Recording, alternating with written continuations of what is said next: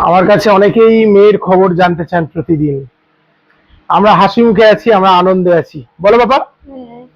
আমরা আনন্দ খুঁজি, আনন্দে বাঁচি।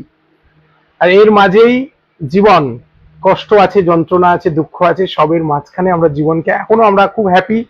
আমাদের কোনো দুঃখ নেই, একটুও কষ্ট নেই। আর আমি ওর জন্য মাঝে মাঝে বেরিয়ে পড়ছি, কারণ আমি এখানে দীর্ঘদিন ছিলাম না, কয়েকদিন হলো এসেছি। আমি চেষ্টা করছি যখন জীবনে খারাপ কিছু হয়, খারাপ সময় আসে, তখন ভালো কিছু পজিটিভ ওয়ার্ক করতে হয়। শনি বলুন, রাহু বলুন, কেতু বলুন, এই যে জ্যোতিষের যে কথাগুলো আছে, সব কাটে ভালো কর্মের মধ্য দিয়ে, কর্ম যদি ভালো হয়। তাই ও যাতে তাড়াতাড়ি সুস্থ হয় সেই কামনায় আমি কিছু আত্মপীড়িত, ঈশ্বর জ্ঞানে কিছু মানুষের সেবা করার জন্য রোজ বেরিয়ে পড়ছি কিছুক্ষণ করে। আপনারা আমার অনুপ্রেরণা হয়ে থাকবেন। অনেকের প্রশ্ন হতে পারে, অনেকে বলেন মেয়েকে রেখে যাচ্ছেন, ওকে দেখার জন্য আমার বাবা মা তারা সব সময় আছেন, তারা দেখছেন, আমিও রয়েছি। কিন্তু আমরা চেষ্টা করব সব সময়, আমি বলেছি যতক্ষণ থাকবো ততক্ষণ চেষ্টা করব ভালো কিছু করার, এই ভালো কাজের ফলটা যেন আমার মেয়ের উপর বর্ষিত হয়। সবাই ভালো থাকবেন, দেখা হবে আবার।